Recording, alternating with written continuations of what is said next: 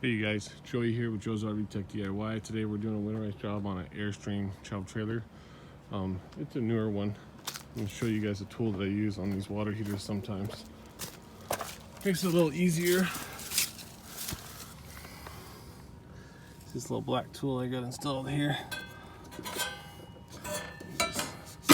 So you don't have to remove the gas line and the gas valve, baffling, however you want to do it.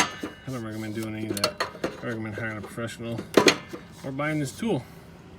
I'll post a link below in the description. If you have a plastic plug like this, I'd recommend using this tool. If you have the anode rod, the best way is still the socket and ratchet. So pretty simple stuff here. Pop the plug out, it's gonna start draining. And let's pop the plug. Pop the TPTs out. All the water. Alright guys, that's today's video. Here's the tool. As you can see, it's kind of got an angle in it. Pretty neat. 7/8 on one side, 15/16 on the other.